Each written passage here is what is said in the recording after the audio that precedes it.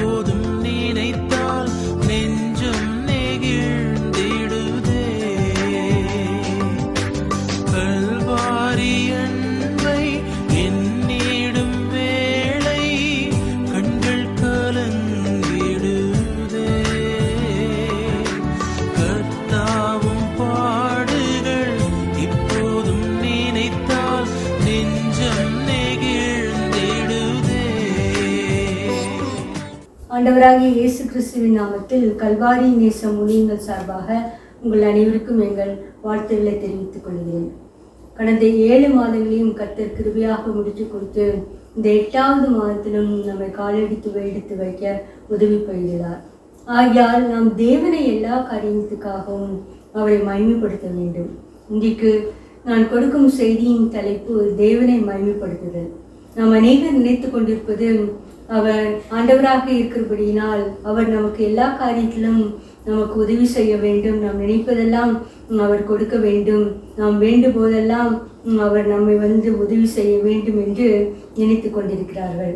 அது ஆண்டவருடைய கடமை கட்டளை என்றாலும் நாம் அவரை மகிமைப்படுத்தும் பொழுது நாம் அவரை தேவாதி தேவன் என்று அங்கீகரிக்கிறோம்.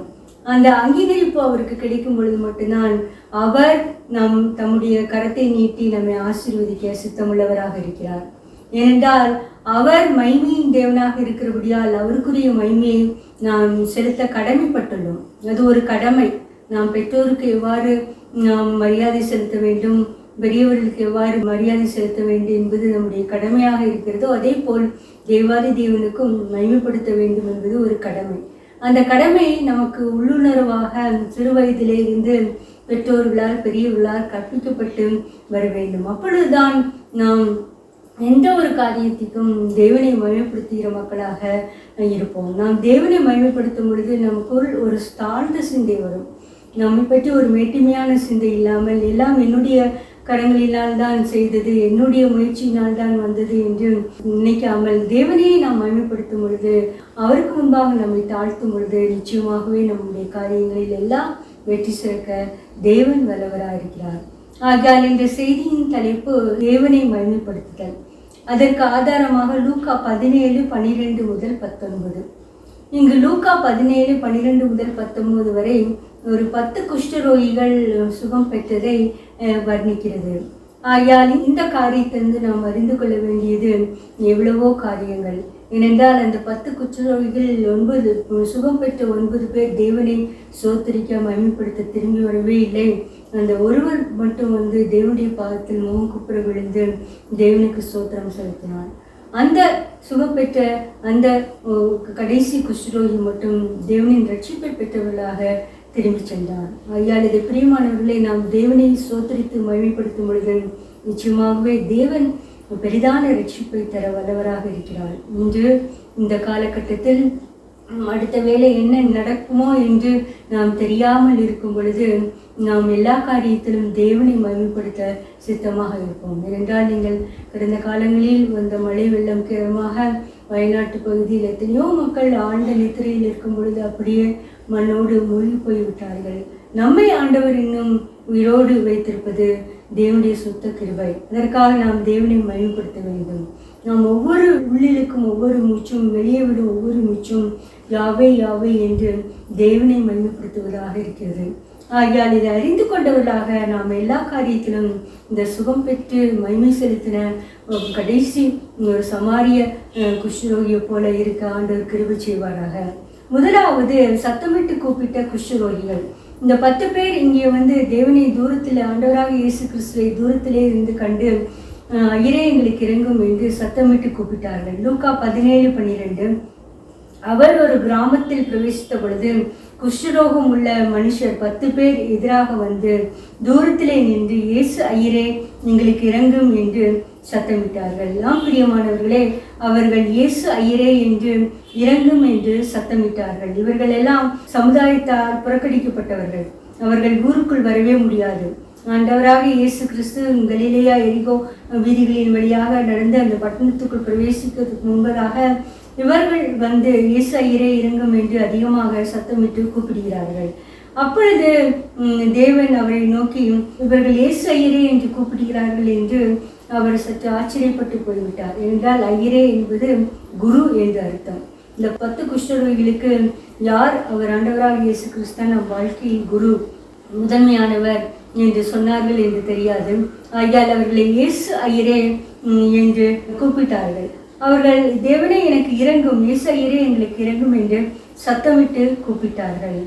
பிரியமானவர்களே, நாமும் கூட நம்முடைய காரியங்களில் அநேகந்தரம் நம்மை தாழ்த்தி தேவனே எனக்கு இறங்கும் என்று நாம் கூப்பிட சுத்தமுள்ளவர்களாக இருக்கிறோம். நம்ம அநேகம் தரம் நாம் வேண்டுவதெல்லாம் தேவனே எனக்கு அதை தாரும் எதை தாரும், என் வாழ்க்கையில் இது நடக்க வேண்டும், இது வெற்றியாக முடிக்க வேண்டும், வீடு கட்ட வேண்டும், பணம் சம்பாதிக்க வேண்டும், நல்ல நிலைமையில் இருக்க வேண்டும், சுகம் பெற வேண்டும் என்றெல்லாம் கூட வேண்டும் வேண்டும் அது வேண்டும் வேண்டும் என்று ஒரு பிரார்த்தனை தான் நாம் செய்து கொண்டிருக்கிறோம். ஆனால் தேவனை இறங்கும் இறங்கும் என்ற ஒரு பிரார்த்தனை நாம் ஏறெடுக்கிறோமா என்று நாம் சிந்திக்க கடமைப்பட்டுள்ளோம்.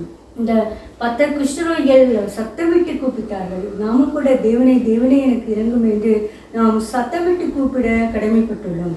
அப்பொழுதுதான் நமக்கு நம் தேவன் நம் பக்கம் திரும்ப சித்தமுள்ளவராக இருக்கிறார். ஆகையால் நாம் எந்த காரியத்திலெல்லாம் தேவனை இறங்கும் என்று கூப்பிட வேண்டும் என்பதை ஒரு சில காரியங்கள் மூலம் நாம் பார்க்கலாம். நாம் வியாதி படுக்கையில் இருக்கும் பொழுது நாம் அதிகமாக கதறுவது தேவனை என்னை குணமாக்கும் குணமாக்கும் நல்லதுதான். ஆனால் அதற்கு முன்பதாக தேவனுடைய இரக்கத்தை பெறுவதற்காக நாம் தேவனை இறங்கும் என்று சொல்ல வேண்டும். சங்கீதம் 31:9 எனக்கு இறங்கும் கர்த்தாவே, நான் நெருக்கப்படுகிறேன், துக்கத்தினால் என் கண்ணும் என் ஆத்துமாவும் என் வயிறும் கூட கருகி போயிற்று. பிரியமானவர்களே, நாம் அதிகம் நேரம் வியாதி படுக்கையில் இருக்கும் பொழுது துக்கத்தினால் என் கண்ணும் என் ஆத்துமாவும் என் வயிறும் கூட கருகி போயிற்று.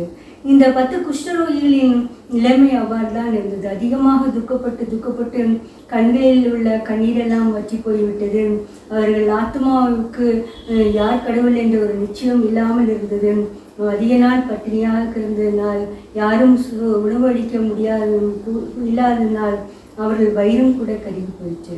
நாமும் கூட ஒருவேளை இப்படிப்பட்ட ஒரு காரியத்தில் நாம் வியாதிப்படியில் இருக்கும் பொழுது இந்த 10 குஷ்டரோகிகள் கூட்டது போல தேவனே எனக்கு இறங்கும், ஐயரே எனக்கு இறங்கும் என்று நாம் கூப்பிட கடமைப்பட்டுள்ளோம். அப்பொழுது நிச்சயமாகவே தேவன் நம்முடைய கூப்பிடுதலின் சத்தத்தை கேட்பார். இதை கேட்டுக்கொண்டிருக்கிற பிரியமானவர்களை, நீங்களும் தீராத வியாதினால் கஷ்டப்பட்டு முடங்கி போயிருக்கிறீர்களா? நீங்கள் இந்த 10 குஷ்டரோகிகள் கதறினது போல, கூப்பிட்டது போல, சத்தமிட்டு கூப்பிட்டது போல தேவனே எனக்கு இறங்கும், ஐயரே இறங்கும் என்று கூப்பிடுங்க. நிச்சயமாகவே தேவன் உங்களை கூப்பிடுதலுக்கு பதிலளிப்பார். இரண்டாவது, மனுஷர்கள் நமக்கு விரோதமாக வரும் பொழுது அநேகம் தரம் நாம் என்ன செய்வது என்று தத்தளித்து கொண்டே இருப்போம். ஏனென்றால் அநேக காரியங்களில் மனுஷர் நமக்கு விரோதமாக எழும்புவார்கள். நாம் எல்லா சமயத்திலும் எல்லாம் நன்றாக இருக்கும் என்று மனிதர்களை நாம் அதிகமாக நம்பக்கூடாது. சங்கீதம் 56:1 தேவனே எனக்கு இறங்கும், மனுஷன் என்னை விழுங்க பார்க்கிறான், நாள்தோறும் போர் செய்து என்னை ஒடுக்குகிறான். பிரியமானவர்களே, நாம் மனுஷர்கள் நமக்கு விரோதமாக இருக்கும் பொழுது, அவர்கள் அதிக பவர்ஃபுல்லாக நம்மை விட இருக்கும் பொழுது நாம் கேட்கிற ஒரே காரியம் தேவனே எனக்கு இறங்கும் என்பதுதான். தானியேல் விஷயத்திலும் கூட அவர் பிரதான அதிபதியாக இருந்தாலும் கூட அவருக்கு விரோதமாக மற்ற அதிபதிகள் எல்லாம், அந்த பாபிலோன் தேசத்து அதிபதிகள் எல்லாம் விரோதமாக எழுதினார்கள். இவர் ஒரு யூத குலத்தர். இவர் மேன்மையான இடத்தில் இருப்பதை கண்ட பொழுது அவர்களுக்கெல்லாம் அதிக பொறாமையாக இருந்தது. ஆகையால் அவர் பிராது பண்ணி எப்படியாவது அவரை சிங்கக்கல்வியில் தள்ளி அவரை கொன்றுவிட வேண்டும் என்று நினைத்தார்கள். அப்பொழுதெல்லாம் அந்த கடிதத்துக்கு கையெழுத்து வைக்க போட்டது என்று அறிந்தும் கூட அவர் செய்தது தேவனே இறங்கும் என்றுதான். நம்முடைய காரியத்திலும் கூட அநேகம் பேர் நமக்கு விரோதமாக எழும்பி பெட்டிஷன் ஏதாவது போட்டிருந்தாலும் கூட நாம் கேட்க வேண்டிய ஒரே ஜெபம் தேவனே எனக்கு இறங்கும், ஐயரே எனக்கு இறங்கும். நிச்சயமாகவே தேவன் இரக்கத்தின் தேவன் நம்முடைய கூப்பிடுதலுக்கு செவி கொடுத்து தானியேலை சிங்கக்கபியிலிருந்து விடுவித்தது போல நம்மையும் விடுவிக்க சித்தமுள்ளவராக இருக்கிறார். மூன்றாவதாக, நம் ஆபத்து நேரத்தில், இந்த காலத்தில் எப்பொழுது எங்கிருந்து ஆபத்து வரும் என்று தெரியாமல் இருக்கிறது. நாம் சாதாரணமாக தான் வாழ்ந்து கொண்டிருக்கிறோம். நமக்கு ஒன்றும் நினைக்காது என்றெல்லாம் நினைக்கும் பொழுது திடீரென்று ஒரு ஆபத்து எங்கிருந்து எப்படி என்று வருகிறது என்றே நாம் சொல்ல முடியாது. ஆகையால் நாம் அப்படி ஒரு ஆபத்தான நிலையில் இருக்கும் பொழுது நிச்சயமாகவே நாம் தேவனே இறங்கும் என்று கூப்பிட வேண்டும். சங்கீதம் 57:1, எனக்கு இறங்கும் தேவனே, எனக்கு இறங்கும், உம்மை என் ஆத்துமா ஆண்டிக் கொள்கிறது, விக்கனங்கள் கடந்து போகும் மட்டும் ஒரு சட்டியலின் நிலையிலே வந்து அடைவேன். விக்கனங்கள் என்று சொல்லும் பொழுது ஆபத்துகள் கடந்து போகும் மட்டும். இந்த காலத்தில் நாம் இருக்கும் பொழுது அடிக்கடி நாம் இந்த ஜெபத்தை சொல்ல கடமைப்பட்டுள்ளோம். தேவனே எனக்கு இறங்கும், விக்கனங்கள் கடந்து போகும் மட்டும் உமது செட்டிகளின் நிலையிலே வந்து அடைக்கலம் போடுவேன் என்று. என்றால் ஏராளமான ஆக்சிடென்ட்டுகள் நாம் தெருவில் போகும் பொழுது, வீட்டை விட்டு செல்லும் பொழுது நாம் திரும்பி வருவோம் என்ற ஒரு நம்பிக்கையற்ற சூழ்நிலையில் தான் இப்பொழுது உலகத்தில் நடந்து கொண்டிருக்கிறது. ஆனால் அதையெல்லாம் நாம் கடந்து போகும்படியாக நாம் ஒவ்வொரு நாளும் செய்ய வேண்டிய ஜெபம், கர்த்தாவே எனக்கு இறங்கும், விக்கிரங்கள் கடந்து போகும் மட்டும் சட்டியின் நிலையில் வந்து அடைக்கலம் போவேன் என்பது. இந்த விண்ணப்பத்தை எல்லாம் தேவன் செவிமடுக்க வல்லவராக இருக்கிறார். இரண்டாவதாக, ஆண்டவராக இயேசு கிறிஸ்து அந்த கூப்பிட்ட குஷ்டரோகிகளை பார்த்து ஒரு கட்டளை கொடுக்கிறார். அந்த குஷ்டரோகிகள், ஐயரே எனக்கு நான் சுகமாக வேண்டும் என்றெல்லாம் அவர்கள் கேட்கவே இல்லை. அவருடைய அதிக கவலையினால், துக்கத்தினால் தேவன் சுகமளிக்க வல்லவராய் இருக்கிறார் என்றுதான் இயேசு கிறிஸ்துவை நோக்கி பார்த்து ஐயரே இறங்கும் என்று கதறினார்கள். அவர்களுக்கு வார்த்தையே வர முடியவில்லை. ஏனென்றால் எவ்வளவு நாள் அந்த குஷ்டரோகத்தினால் அவர்கள் கஷ்டப்பட்டு கொண்டிருந்தார்களோ தெரியாது. எப்படியோ இயேசு சுகமளிக்கிறவர் என்று கண்டு கொண்டு விட்டார்கள். அந்த வழியாக அவர் சென்று கொள்ளும் பொழுது கதறுகிறார்கள், கர்த்தா இயேசுவை ஐயரே எங்களுக்கு இறங்கும் என்று. அந்த கதறலின் சத்தம் ஆண்டவராக இயேசு கிறிஸ்துவை நிற்க வைத்து இவ்வாறு சொல்ல வைத்தது. லூக்கா 17:14, அவர்களை அவர் பார்த்து, நீங்கள் போய் ஆசாரியர்களுக்கு உங்களை காண்பீங்கள் என்றார். அந்தபடியே அவர்கள் போகையில் சுஸ்தமானார்கள். பிரியமானவர்களே, இங்கு இந்த 10 குஷ்டரோகியிலும் ஆசாரியர்களுக்கு உங்களை காண்பீங்கள் என்று சொன்னார்கள். அந்த கட்டளைக்கு உடனே கீழ்ப்படிந்து அவர்கள் ஆசாரியர்களை காண்பிக்க ஓடிக்கொண்டே இருக்கிறார்கள். ஓடும் பொழுதே அவர்கள் சுகம் பெற்று விட்டார்கள். நம் ஆண்டவராக இயேசு கிறிஸ்து நம்மை சுகம் கொடுக்கும் விதம் விதவிதமாக இருக்கும். எல்லா சமயத்திலும் அவர் தொட்டு சுகமாக்கி சுத்தமுட்டு சுகமாக என்றெல்லாம் சொல்ல கூற வேண்டியதில்லை. ஏனென்றால் அவர் தேவாதி தேவன். அவருடைய விருப்பப்படி, அவருடைய சுத்தப்படி என்ன நினைக்கிறாரோ அதை தான் அவர் கூறுவார். இங்கு ஆண்டவராக இயேசு கிறிஸ்து ஒரு கட்டளை கொடுக்கிறார், நீங்கள் ஆசாரியனுக்கு போய் காண்பீங்கள் என்றுதான். நீங்கள் காண்பிக்க போகும்போது நீங்கள் சுத்தமடைவீர்கள், சுகமாவீர்கள் என்றெல்லாம் ஒன்றுமே அவர் சொல்லவே இல்லை. ஆசாரியருக்கு போய் காண்பீங்கள். அந்த கட்டளைக்கு உடனேயாக கீழ்ப்பிடிந்து அவர்கள் சென்று கொண்டிருக்கும் போதே அவர்கள் சுகமடைந்தார்கள். பிரியமானவர்களே, இங்கு அவர்கள் அதிக தூரத்திலிருந்து கூப்பிட்டதினால் ஆண்டவராக இயேசு கிறிஸ்து சொன்ன ஒரு கட்டளை மட்டும்தான் அவர்கள் காதில் பட்டது. ஆண்டவரே எங்களை சுகமாக்கினால் நாங்கள் போவோம் என்றெல்லாம் சொல்லுவதற்கு தருணமே இல்லை. ஏனென்றால் இயேசு அங்கே கடந்து சென்று கொண்டே இருக்கிறார், கூட்டமான மக்கள். இந்த காரியம் காதில் பட்டவுடனே அவர்கள் சென்ற பொழுது, கட்டளைக்கு கீழ்ப்பிடிந்து சென்ற பொழுது அவர்கள் உடனே சுஸ்தமானார்கள். நம்முடைய வாழ்க்கையிலும் தேவாதி தேவனின் கட்டளைகளுக்கு நாம் கீழ்ப்படிய கடமைப்பட்டு இருக்கோம். இந்த வேதாந்தத்தில் கொடுத்திருக்கிற ஏராளமான கட்டளைகளுக்கு நாம் கீழ்ப்படிந்து இருக்கும் பொழுது நிச்சயமாகவே நம் வாழ்க்கையில் சுக வாழ்வு சீக்கிரமாக துளிர்க்கும். அநேக ஆசீர்வாத வார்த்தைகள் கூறுவார்கள், உன் சுகவாழ்வு சீக்கிரமாக துளித்து உன் நீதி உன்னாலே போகும் என்று. ஆனால் அது எப்பொழுது? தேவாதி தேவனின் கட்டளைகளுக்கு நான் கீழ்ப்படியும் பொழுதுதான். இந்த 10 குஷ்டரோகிகளும் ஆண்டவராக இயேசு கிறிஸ்துவின் கட்டளைக்கு கீழ்ப்படியும் பொழுது அவருடைய சுகவாழ்வு துளிர்த்தது, அவர்கள் சுகமானார்கள். நாமும் கூட நாம் நோவாவின் வாழ்க்கையை பார்க்கும் பொழுது ஆதியாகமம் 7:5, நோவா தனக்கு கர்த்தர் கட்டளையிட்டபடிதான் செய்தான்.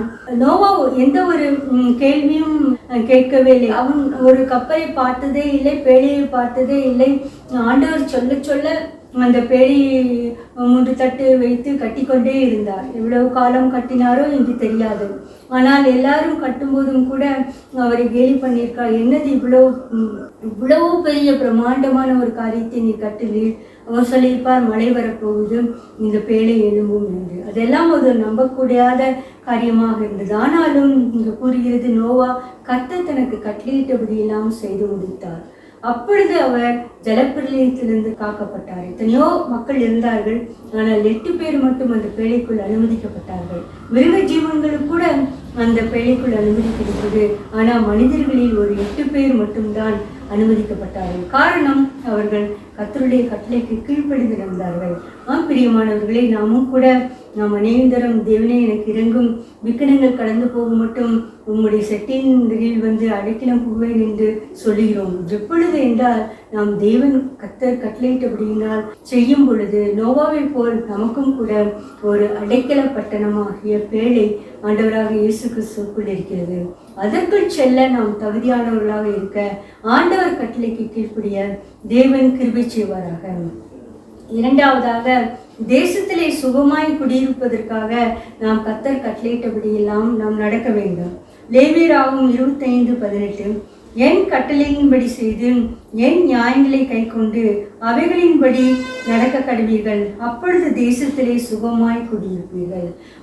நாம் இந்த தேசத்தில் நாம் எந்தவித ஆபத்தும் இடைஞ்சலும் இல்லாமல் சுகமாய், யாரும் பயமுறுத்துவார் இல்லாமல் சுகமாய் குடியிருக்க வேண்டும். அதற்கு கட்டளையின்படி செய்து நியாயங்களை கை கொள்ள வேண்டும். நீங்கள் இப்பொழுது ரீசெண்டாக இஸ்ரேல் பலஸ்தீன் வாரை பார்த்தீர்கள் என்றால், அவர்களுக்கு ஒரு மக்களுக்கு ஒரு நிச்சயமற்ற சூழ்நிலை. எங்கு தங்கினாலும் ஒரு பாம் சத்தம் கேட்டால் உடனே தங்கள் கிடைத்த உடைமைகளையும் பிள்ளைக்குட்டிகளையும் கூட்டிக் கொண்டு ஓடி பதறி ஓடுகிறார்கள். அடிக்கல எங்கு கிடைக்குமோ, என்ன செய்து விடுமோ என்று. அப்படிப்பட்ட ஒரு பயப்படுத்துவார் இல்லாமல் நாம் இந்த தேசத்தில் குடியிருக்க நாம் தினமும் தேவனுடைய கட்டளைகளுக்கு பயந்து கீழ்ப்படிந்து நடக்க வேண்டும். அப்பொழுது நாம் பயப்படுத்துவார் இல்லாமல் சுகமாய் நாம் தங்க தேவன் கிருபை செய்வார். தேவன் அதற்கு அனுக்கிரகம் செய்வாராக. அடுத்ததாக, இந்த சுசங்கு பெற்ற 10 பேரில் ஒருவர் மட்டும் தேவனுக்கு, ஆண்டவராக இயேசு கிறிஸ்துவுக்கு நன்றி செலுத்துகிறார். லூக்கா 17:15, அவர்களில் ஒருவன் தான் ஆரோக்கியமானதை கண்டு திரும்பி வந்து உரத்த சத்தத்தோடு தேவனை மகிமைப்படுத்தி அவருடைய பாதத்தருகே முகங்குப்புற விழுந்து அவருக்கு ஸ்தோத்திரம் செலுத்தினான். அவன் சமாரியனாக இருந்தான். பிரியமானவர்களே, நாம் இங்கு கொடுக்கப்பட்ட காரியம், உரத்த சத்தத்தோடு தேவனை மகிமைப்படுத்தினான். அவர் பாதத்தருகே முகங்குப்புற விழுந்து அவருக்கு ஸ்தோத்திரம் செலுத்தினான். இப்பொழுது இந்த சமாரியன் நன்றி செலுத்தும் போது மிகவும் அருகில் ஆண்டவராக இயேசு கிறிஸ்து வந்து விட்டான். முதலிலே தூரமாக இருந்து கூப்பிட்டவர்கள் சுகம் பெற்றவுடன் ஸ்தோத்திரம் பண்ண அவருடைய பாதத்தருகே விழுந்து முகங்குப்புற விழுந்து நன்றி செலுத்தினான். பிரியமானவர்களை, நாமும் கூட நாம் தூரமாக இருந்து கூப்பிடும் பொழுது கூட நாம் தேவனத்தில் நாம் பதிலளிக்க கடமைப்பட்டுள்ளார். ஆனால் நன்றி செலுத்தும் பொழுது நிச்சயமாக அவருடைய பாதத்தருகில் அதிக நெருக்கத்தில் வந்து விட்டோம். அப்பொழுது நெருக்கமாக வரும் பொழுது நிச்சயமாகவே நமக்கு ஒரு பெரிய ஆசீர்வாதம் இருக்கும். ஆகையால் இதை கேட்டுக்கொண்டிருக்கிற பிரியமானவர்களே, நீங்களும் ஆண்டவருக்கு நெருக்கமாக வேண்டும், இன்னும் அதிகமாக ஆண்டவராக இயேசு கிறிஸ்துவோடு நெருங்கி வர வேண்டும் என்று நினைக்கிறீர்களோ, நீங்கள் இந்த சமாரியன், சுகப்பெற்ற சமாரியன் செய்தது போல தேவன் பாதத்தடிய முகங்குப்புற விழுந்து அவருக்கு ஸ்தோத்திரம் செலுத்துங்கள். ஒருத்த சுத்தத்தோடு தேவனை மகிமைப்படுத்தினான். இந்த சூழ்நிலையும் அவன் கண்டு கொள்ளவே இல்லை. அவ்வளவு சந்தோஷம். எவ்வளவு நாள் குஷ்டரோகியாக இருந்தானோ என்று தெரியாது. ஆனால் இப்பொழுது ஆண்டவருடைய ஒரு சின்ன கட்டளைக்கு கீழ்ப்படிந்தவுடனே ஒரு பெரிதான மாற்றம் என் உடலில் நிகழ்ந்து விட்டது என்று சொல்லி உரத்த சத்தத்தோடு மகிமைப்படுத்தினான். முகம் குப்புற விழுந்து அவருக்கு ஸ்தோத்திரம் செலுத்தினான். என்ன செய்வதென்றே தெரியவில்லை.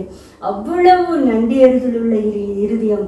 எப்படியெல்லாம் செய்தால் தேவனுக்கு முன்பாக நாம் நன்றியறிதலை வெளிப்படுத்த முடியுமோ அந்தந்த காரியங்களெல்லாம் அவன் செய்தான்.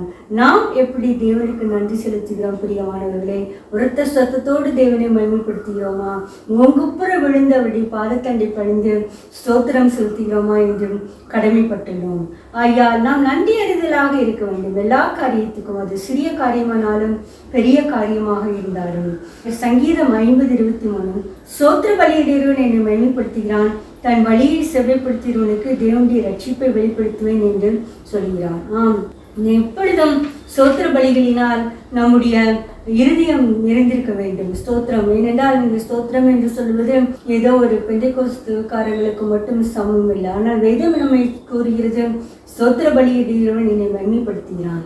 நீங்கள் தேவனை மகிமைப்படுத்த வேண்டும் என்று விரும்புகிறீர்களோ அதற்காக நீங்கள் அடிக்கடி ஸ்தோத்திரம் சொல்லுங்கள். எல்லா காரியத்துக்காகவும் ஸ்தோத்திரம் செலுத்துங்கள்.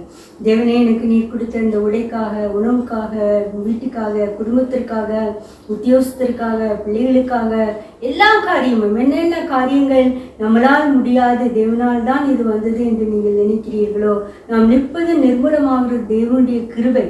அந்த கிருபையை நினைத்து கொண்டவர்களாக நாம் மூக்குப்புற விழுந்து ஸ்தோத்திரம் செலுத்தி மகிமைப்படுத்த வேண்டும்.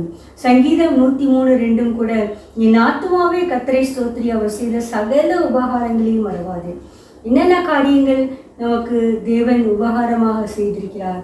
மற்றவர்களை காட்டிலும் நம்மை ஒரு மேலான நிலைமையில் வைத்திருக்கிறார்களே, ரட்சிப்பு பெற்ற நிலைமையில் வைத்திருக்கிறாரே, கிறிஸ்தவ கூட்டத்தில் வைத்திருக்கிறார்களே, அதை நினைத்தெல்லாம் நாம் ஸ்தோத்திரம் சொல்லி தேவனை மகிமைப்படுத்த வேண்டும். இப்பொழுது தேவனை மகிமைப்படுத்த இந்த சமாரியனுக்கு மற்றும் ஒரு மேலான ஒரு ஆசீர்வாதம் தேவன் கொடுக்கிறார். லூக்கா 17:17, அப்பொழுது இயேசு, சுத்தமானவர்கள் 10 பேர் அல்லவா, மற்ற 9 பேர் எங்கே? தேவனை மேன்மைப்படுத்துவதற்கு இந்த அந்நியனே ஒழிய மற்றொருவனும் திரும்பி வர காணோமே என்று சொல்லி அவனை நோக்கி, நீ எழுந்து போ, உன் விசுவாசம் உன்னை ரட்சித்தது என்றார்.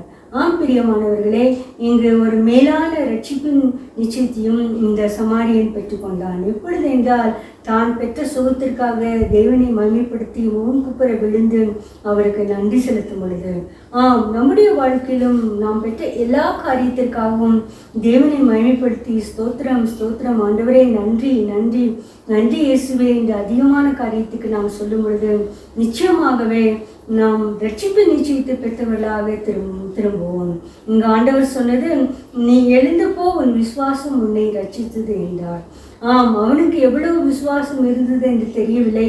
ஆனாலும் சுகம் பெற்றதற்காக இவர் ஒரு மனிதகுமாரன், தேவனுடைய மனுஷன், இவர் தேவன் என்று அறிந்து அவரை மூக்குப்புற விழுந்து வணங்கினான். இந்த உலகத்தில் நாம் ஜீவிக்கும் பொழுது ஆண்டவராக இயேசு கிறிஸ்துவை தேவன் என்று அறிக்கை செய்து அவரை ஸ்தோத்திரம் செலுத்துகிறது தான் அதிக கடினமான காரியம். இந்த உலகத்தில் எத்தனையோ கோடான கோடி மக்கள் இருக்கிறார்கள். ஒரு சொற்ப ஜனங்கள் தான் ரட்சிப்பு பெற்ற ஜனங்களாக இருக்கிறார்கள். காரணம், இந்த ரட்சிப்பு தேவனுடைய கரத்திலிருந்து நமக்கு கிடைக்க வேண்டும். அப்பொழுதுதான் அது நாம் சுகம் பெற்றவர்களாக நித்திய ஜீவனுக்குள் செல்ல முடியும். ஏதோ நினைத்து கொண்டிருக்கிறார்கள், உலக பிரகாரமான ஆசீர்வாதங்கள் எல்லாம் தேவன் அவர்கள் கொடுத்ததுதான் கிடைத்தது என்று. அது நல்லதுதான். ஆனால் அதை காட்டிலும் நாம் எவ்வளவு பெரிய பணக்காரர்களாக இருந்தாலும் நமக்குள் ஒரு ரட்சிப்பு நிச்சயம் இருக்கும் பொழுது மட்டும்தான் நாம் நிச்சயமற்ற தன்மை இல்லாதவர்களாக மாறி நாம் தேவனுக்குள் நிச்சயம் உள்ளவர்களாக நாம் ஆத்துமாவை திடப்படுத்த வேண்டும். நாம் தேவனை மகிமைப்படுத்தாமல் இருக்கும் பொழுது எல்லா காரியத்தையும் டேக் இட் ஃபார் கிராண்டட் என்று அவரை அலட்சியப்படுத்தும் பொழுது என்ன நடக்கும் என்றால், நம் இருதயம் இருளடையும். ரோமர் 1:21, அவர்கள் தேவனை அறிந்தும் அவரை தேவனென்று மகிமைப்படுத்தாமலும் ஸ்தோத்திரியாமல் இருந்து தங்கள் சிந்தனைகளாலே வீணரார்கள், உணர்வில்லாத அவருடைய இருதயம் இருளடைந்தது. பிரியமானவர்களை, நாம் எல்லா காரியத்திலும் தேவனை மகிமைப்படுத்த தவறிவிட்டு இதற்கெல்லாம் போய் நாம் தேவனுக்கு மகிமைப்படுத்த வேண்டுமா, இந்த காரியமெல்லாம் தேவனுக்கு மகிமைப்படுத்த முடியுமா என்று நாம் அவரை அலட்சியப்படுத்தும் பொழுது நம்முடைய இருதயம் இருளடையும், நம் இருதயம் உணர்வில்லாமல் போகும். அப்பொழுது நாம் ரட்சிப்பின் நிச்சயத்தை நாம் பெற்றுக்கொள்ளவே முடியாது. ஆகையால் இந்த உலகத்தில் நமக்கு கிடைக்கப்பட்ட பேரும் சாக்கியம் ஆண்டவராக இயேசு கிறிஸ்துவின் மேல் வைக்கும் விசுவாசம்தான். இந்த சுகம் பெற்று வந்து நன்றி செலுத்தின இந்த சமாரியனை போல ஒரு விசுவாசம் நமக்குள் காணப்பட வேண்டும். அப்பொழுதுதான் நம் ரட்சிப்பு நிச்சயத்தை நாம் பெற்றுக்கொள்ள முடியும். இந்த விசுவாசம் அவனுக்குள் இருந்தபடியினால்தான் ஆண்டவராக இயேசு கிறிஸ்துவை மகிமைப்படுத்தி மூக்குப்புற விழுந்து ஸ்தோத்திரம் செலுத்தினான். இங்கு நினிவே மக்களை பார்த்தீர்கள் என்றால் யோனா 3:5, அப்பொழுது நினிவேயில் இருந்த ஜனங்கள் தேவனை விசுவாசித்து உபவாசம்படி செய்து கூறினார்கள், பெரியோர் முதல் சிறியோர் மட்டும் ரட்டுடுத்தி கொண்டார்கள். பிரியமானவர்களே, இங்கு நினிவே மக்களை போல நாம் தேவனை விசுவாசித்து நாம் ரெட்டுடுத்தி அவரை மகிமைப்படுத்த வேண்டும். அப்பொழுது அந்த நினிவே மக்களிலிருந்து வந்த அழிவிலிருந்து காப்பாற்றது போல நாமும் கூட பாதாள அழிவிலிருந்து காப்பாற்ற நம்முடைய விசுவாசம் நம்மை ரட்சிக்கும். மேலும் நித்திய ஜீவனுக்கு என்று நினைக்கப்பட்டவர்கள் மட்டும்தான் அவரை விசுவாசிக்க முடியும். ஏதோ விசுவாசம் என்றால் எல்லா இடத்திலும் கிடைக்கிறது, எப்பொழுது வேண்டால் அவரை விசுவாசிக்கலாம் என்றெல்லாம் நினைத்து கடைசியில் நிறைய பேர் கிறிஸ்தவர்கள் கூட நாம் சாக போகும் தவிர ஆண்டவரே ஆண்டவரே என்று சொல்லி செத்தால் நித்திய ஜீவனை பெற்றுக்கொள்ளலாம் என்று நினைக்கிறார்கள். தவறு. சுகம் பெற்ற உடனே இந்த சமாரியன் மகிமைப்படுத்தினது போல நாம் எந்த காரியத்துக்காகவும் நாம் மகிமைப்படுத்தும் பொழுதுதான் நம்முடைய விசுவாசம் நம்மை ரட்சிக்கும். அப்போஸ்தலர் 13:48 புறஜாதியார் அதை கேட்டு சந்தோஷப்பட்டு கர்த்தருடைய வசனத்தை மகிமைப்படுத்தினார்கள். நித்திய ஜீவனுக்கு நியமிக்கப்பட்டவர்கள் எவர்களோ அவர்கள் விசுவாசித்தார்கள். நாம் பிரியமானவர்களே, நாம் நித்திய ஜீவனுக்கு நியமிக்கப்பட்டவர்களாக இருக்கிறோமோ என்று நாம் கண்டு கூட வேண்டும் என்றால் நாம் அவரை விசுவாசிக்க வேண்டும். நாம் அவரை சுகம் பெற்ற இந்த குஷ்டரோகி மகிமைப்படுத்தினது போல நாம் அவரை விசுவாசித்து மகிமைப்படுத்தி தேவனை ஸ்தோத்திரிக்க வேண்டும். நாம் தேவனை ஸ்தோத்திரிக்கும் பொழுது மட்டும்தான் நமக்குள் ஒரு ரட்சிப்பை ஆண்டவராக இயேசு கிறிஸ்து கட்டளையிட வல்லவராக இருக்கிறார். ஆகையால் நாம் நியமிக்கப்பட்டவர்களாக இருக்க தேவனிடம் நம்மை தாழ்த்துவோம், மூங்குப்புற விழுந்து அவர் பாதத்தில் சரணடைவோம். தேவனை எனக்கு இறங்கும் என்று கெஞ்சுவோம். தேவனை மகிமைப்படுத்துவோம். தேவனை மகிமைப்படுத்துவதன் மகத்துவத்தை நாம் உணர்ந்து கொள்வோம். ஆகையால் இந்த ஆகஸ்ட் மாதம் முழுவதும் தேவனுக்கு நாம் ஸ்தோத்திரம் செலுத்தி தேவனை நன்றி, தேவனை எதற்கடித்தாலும் ஆண்டவரே ஸ்தோத்திரம், தேவனே எனக்கு நன்றி, இந்த காரியத்தை என் வாழ்க்கையில் செய்ததுக்காக நன்றி, உமட்டும் உயிரோடு வைத்திருக்கிறதே நன்றி என்று நாம் நன்றி நன்றி என்று சொல்லும் பொழுது நிச்சயமாகவே இந்த சுகம் பெற்ற சமாரியன் ரட்சிப்பு நிச்சயத்தை பெற்றது போல நாம் இந்த ரட்சிப்பு நிச்சயத்தை இந்த மாதத்தில் கண்கூடாக கண்டு கொள்ளலாம். விசுவாசத்தின் நிச்சயத்தை பெற்றுக்கொள்ளலாம். அதுதான் மேலான பாக்கியம். தேவன் அதற்கு கிருபை செய்வாராக. ஜெபம். எங்களை நேசிக்கிற அன்பான பிதாவே, ஆண்டவரே, நாங்கள் சுகம் பெற்ற இந்த 10 குஷ்டரோகிகள் ஆண்டவரே ஒருவன் மாத்திரம் உண்டு உம்மை தேவன் என்று மகிமைப்படுத்தி உடைய பாதத்தில் விழுந்து விழுந்து சோத்திரம் செலுத்தினான் கர்த்தாவே. நீரே சொன்னீரே கர்த்தாவே, சுகம் பெற்றவர்கள் 10 பேர் அல்லவா, மற்ற 9 பேர் என்று இந்த ஒருவன் மாத்திரம் என்று என்னை அந்நியனை தவிர மற்றவர் ஒருவரும் மகிமைப்படுத்தவில்லையா என்று சொல்லி உன் விசுவாசம் உன்னை ரட்சித்தது என்று சொன்னீரே கர்த்தாவே. ஆண்டவரே, அந்த ஒருவராகிய கூட்டத்தில் நாங்கள் இணைந்து கொள்ள நாங்கள் ரட்சிப்பு நிச்சயத்தில் பெற்றவர்களுக்கு நியமிக்கப்பட்டவர்களாக இருக்க எங்களுக்கு கிருபை செய்ய வேண்டும் என்று கெஞ்சுகிறோம். எங்களுக்கு தேவனை மகிமைப்படுத்த ஒரு நன்றி அறிதலுள்ள இருதயத்தை தர வேண்டும் என்று கெஞ்சுகிறோம். இந்த சுகம் பெற்ற ஒரு குஷ்டரோகி மட்டும் தேவனை மகிமைப்படுத்தினது நன்றி செலுத்தினது போல நாங்களும் எல்லா காரியத்திலும் தேவனை மகிமைப்படுத்தி நன்றி செலுத்தி சோத்திரம் செலுத்தி உம்முடைய பாதத்தண்டை பரிந்து கொள்ள கிருபை செய்ய வேண்டும் என்று கெஞ்சுகிறோம். எல்லா காரியத்திற்கும் தேவனை இறங்கும் என்று எங்களை சத்தம் கூப்பிட்டு உம்மிடம் இரக்கத்தை பெற்றுக்கொண்ட மக்களாக கிருபை செய்ய வேண்டும் என்று கெஞ்சுகிறோம். எங்களுடைய சுகத்துக்காக, எங்களுடைய சரீர சுகத்துக்காக, ஆத்தும நன்மைக்காக, தேசத்தில் சுகமாய் குடியிருக்க உங்களுடைய கட்டளைகளுக்கு கீழ்ப்படிந்து நடக்க எங்களுக்கு கிருபை செய்ய வேண்டும் என்று கெஞ்சுகிறோம் கர்த்தாவே. இதை கேட்டுக்கொண்டீர்கள். மனதில் ஒவ்வொரு மனத்திலும் ரட்சிப்பு நிச்சயத்தை பெற்றுக்கொள்ளத்தக்கதாக அவர்கள் தேவனை மகிமைப்படுத்தி ஸ்தோத்திரம் பண்ண கிருபை செய்ய போற தயவுக்கா ஸ்தோத்திரம். எல்லா துதி கன மகிமையுமாக்கு செலுத்துகிறோம். ரட்சகரும் மீட்புமாய் இயேசு கிறிஸ்து மூலம் வேண்டிக் கொள்கிறோம் பிதாவே. ஆமென்.